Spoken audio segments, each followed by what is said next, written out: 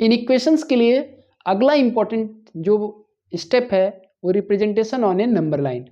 तो यहाँ पर हम लोग स्टेप वाइज पहले सीखेंगे कि कैसे नंबर लाइन पे रिप्रेजेंट करते हैं, ताकि जब हम इन इक्वेशन को सॉल्व करें तो उसको रिप्रेजेंट करना आए। तो देखो सिंपल स्टेप से मैंने स्टेप बना के शुरू किया है।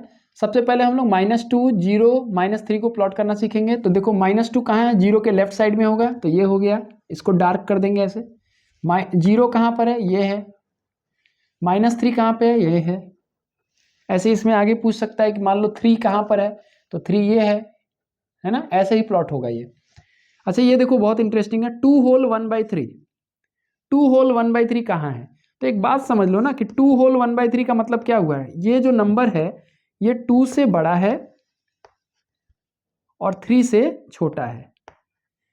2 होल 1/3 जो नंबर है 2 से बड़ा है और 3 से छोटा है।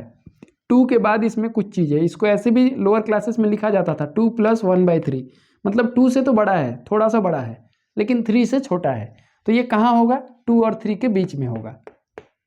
ये तो जगह ढूंढ ली हम लोग कि 2 और 3 के बीच में होगा, लेकिन अब प्लॉट कैसे करोगे, तो देखो 2 होल 1/3 को क्या लिखा जाएगा, 2 + 1/3, यानी 2 तो यहाँ है, 1/3 कैसे प्लॉट करेंगे, तो 2 और 3 के बीच में जो इसका डिनोमिनेटर है उतने ही यहाँ पर पार्ट्स बनाने पड़ेंगे।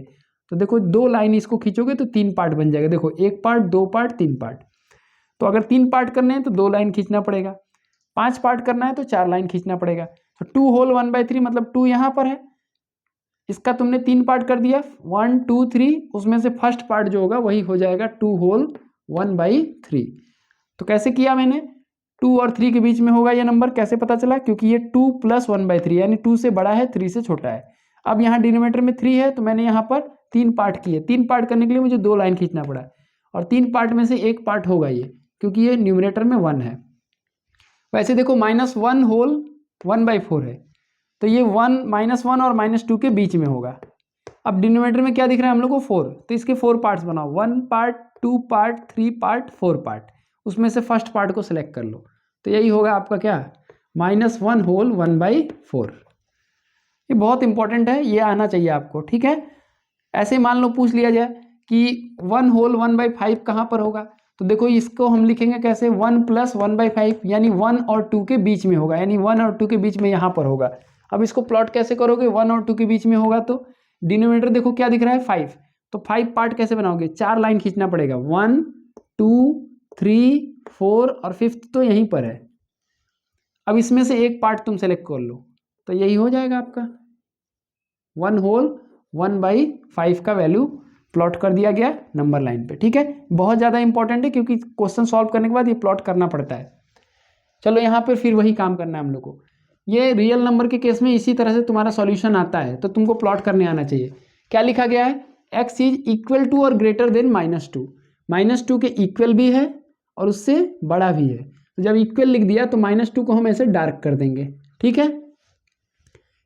और रियल नंबर है तो ये लाइन पूरा खींचा जाएगा। अब इस बाउंड्री को देखो, 2 होल 1/4, तो अभी मैंने बताया आपको 2 होल 1/4 का मतलब क्या होगा, 2 + 1/4, यानी ये नंबर कहाँ होगा, 2 और 3 के बीच में होगा। तो 2 और 3 के बीच में कितने पार्ट करने हैं, इसका डिनोमिनेटर देखो कितना है, 4, तो 1 2 3 और 4th पार्ट यही है, तो ये 4 पार्ट कर दिया गया, 4 पार्ट हो गया। अब इसमें से फर्स्ट पार्ट को आप डिनोट कर लो, यही है आपका फर्स्ट पार्ट, यानी ये पॉइंट हो गया 2 होल 1/4। लेकिन हम लोग को x को प्लॉट करना है, तो x की वैल्यू -2 के इक्वल है या उससे बड़ा है, लेकिन इस नंबर से छोटा है। तो इस नंबर से छोटा है तो यहाँ हम लोग सर्किल बना देंगे एक, और उसको डार्क नहीं करेंगे, ये ऐसे बनेगा। और इन दोनों के बीच में जो लाइन पड़ रहा है उसको हम ऐसे डार्क कर देंगे, ये रिप्रेजेंट हो गया जो ऊपर इन इक्वेशन है वो। इस वाले को देखो, x इज ग्रेटर देन -1, तो -1 से बड़ा है तो यहाँ डार्क नहीं करना पड़ेगा, यहाँ सर्किल बनाना है ऐसे। देखो -1 से बड़ा है इसलिए मैंने -1 को डार्क नहीं किया, ठीक है।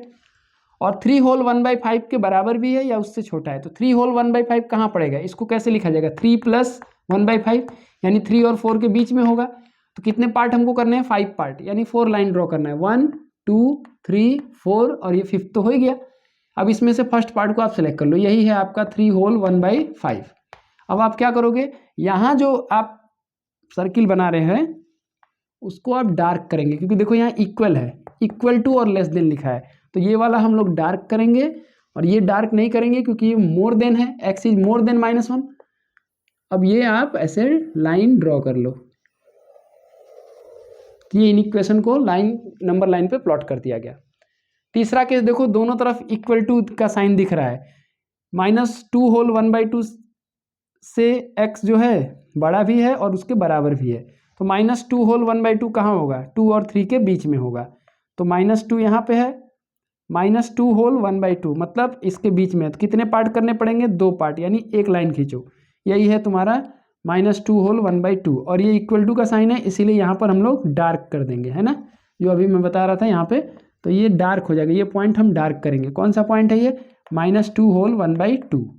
और इधर क्या है, 1 होल 1/3 मतलब 1 और 2 के बीच में होगा, 1 और 2 के बीच में कितने पार्ट करने हैं, 3, तो 2 लाइन खींचो और यही पॉइंट हो गया आपका 1 होल 1/3। यहाँ पर भी इक्वल टू का साइन है, तो यहाँ आप जो सर्किल बनाएंगे छोटा सा, उसको आपको डार्क करना है, तो दोनों तरफ देखो इक्वल टू का साइन दिख रहा है, इसीलिए दोनों तरफ डार्क किया गया और इसके बीच के लाइन को हम लोग नंबर लाइन पे ऐसे डार्क कर देंगे। देखो ये बहुत ही इंपॉर्टेंट स्टेप है, खास करके फ्रैक्शन को ढूंढना। जैसे 4 होल 2/3 लिखा है, तो कहाँ होगा, 4 और 5 के बीच में होगा। कितने पार्ट हमको बनाने पड़ेंगे, 3 पार्ट्स, यानी 1 2 और 3 तो है ही, इसमें से कौन सा पार्ट होगा हमारा, तो 4 होल 2/3 है, तो 4 होल 1/3, 4 होल 2/3, यही है आपका 4 होल 2/3।